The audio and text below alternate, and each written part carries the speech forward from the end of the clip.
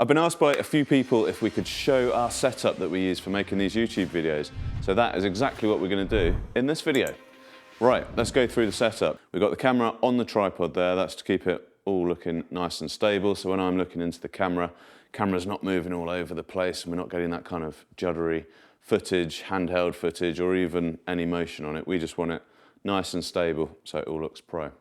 Having the camera nice and square is the next thing. Now you can see that I'm at about the eye level with the camera, and the camera's nice and straight to the background. So where we've got the lines on the wall there, and the grout lines, you can see that they're all nice and square. Sometimes people make the mistake of having the camera too low. You've probably been on a Zoom call with someone where the camera's down there and everything looks all crazy, the lines are going up like that, and you can see up their nose, which is not cool. So get your camera nice and straight and level when it's on the tripod. The next thing is lighting, and lighting and audio are super important for getting a nice looking and sounding video. So we'll take a look at our lighting setup. We're using one of our big studio lights, of course. That's because where we've set this semi-permanent YouTube space up in our studio, there's no natural light. Also, we like to be able to control the light as well. So we've got a big softbox on here. You could be positioned next to a window, could be coming across. The key point is that you don't want direct sunlight on you, giving you horrible shadows on your face. So I'll just give you a quick run through. Tom's going to come and step in here so I can give you a run through of the lighting. Now, the key thing with lighting for these sorts of videos is that you want a nice even light on the person's face. And that is what we've achieved here. So you can see on Tom's face, there aren't any harsh shadows or anything. We've got a little bit of shadow over here because that's the look that we're after, and we're using a single light setup. Well, apart from our rim light at the back here, which I'll talk about in a sec. But the main light here is lighting his face nice and evenly. So if you contrast that with what I'm going to show you in a bit with the studio lights, you'll see the difference.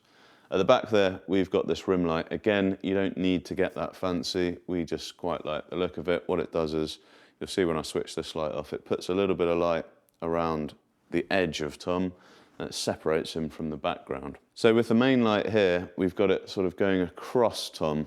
The reason for that is that if we point it directly at him, it lights up our background a little bit too much, and we want a slightly sort of darker look to this thing.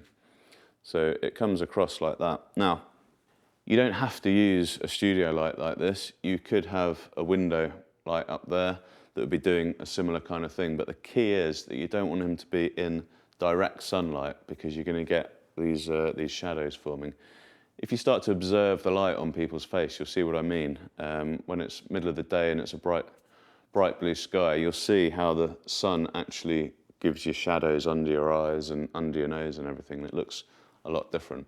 But so you could emulate this kind of look with a window. So don't feel like you've got to have all this kit in place. So what I'll do now is we'll switch this light off. Now you can see the effect of the rim light. And what I'm going to do is put the studio lights on, and you'll see the difference between the lighting setups. So the lights in the studio are LED strip lights, probably similar to what you've got in your office or factory. And you can see at first glance, it kind of looks okay. You know, we've got an evenish light on him, but there's a couple of things. Firstly, it lights the whole area, so we don't get that similar look. If we take you back to the main camera here, you can see it all looks completely different. It looks what we call flat.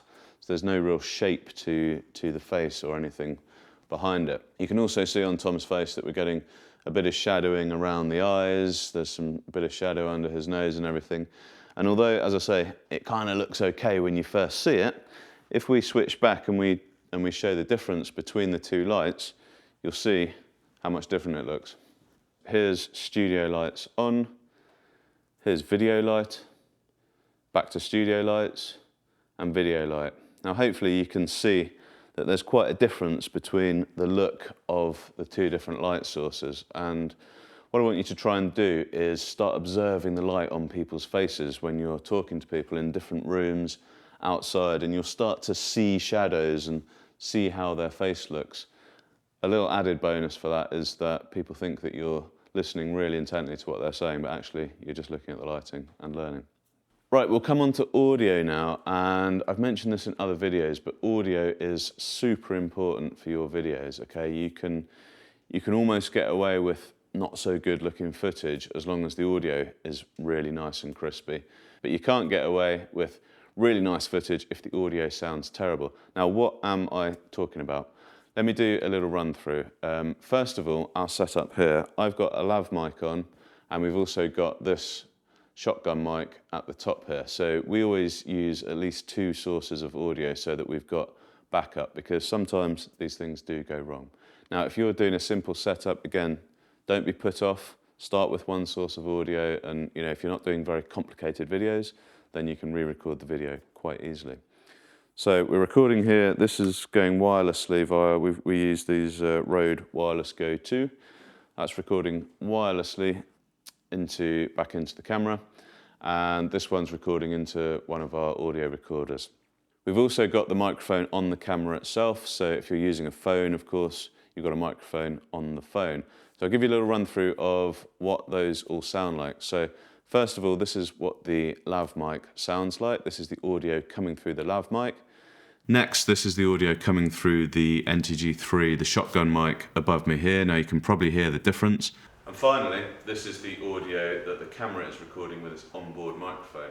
Now you can hear that sounds pretty terrible, and if the whole video was like this, most people wouldn't even start watching, let alone get to the end, and we want people to watch our videos.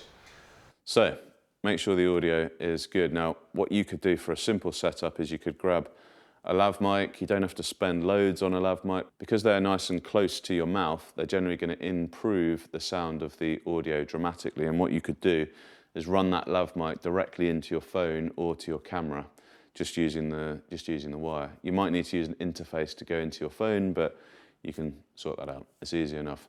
But the main thing is pay attention to the audio and make sure that it sounds good. Now over on this side, you may have noticed we've got this blanket here, and usually when we're recording, and I'm not showing people the setup, we'll put a couple more of those around as well. The reason for that is just to reduce the reverb a little bit, so reduce the echo that you might get if you've just got hard walls everywhere. You can sort of hear it if you go up to walls and do a bit of a clap, or go up to, I look like a nutter doing that. You can hear it when you're in a space that's just got all hard walls compared to, if you're in somewhere like your front room with soft furnishings and curtains and everything. You can hear a difference in how the sound bounces around and echoes. So again, don't be put off. Much rather you get started than you don't do anything because you're worried about, treating the room with sound blankets and everything. But it's just something to be aware of. I hope that has helped. As I said in previous videos, make a nice simple setup for yourself. Make it easy for you to record. Take the friction out of making the videos, and then they will get done, and then you will see the benefits to your business. So yeah, drop some comments below if you've got any questions. Be happy to help out with that. And good luck, and I'll see you on the next video.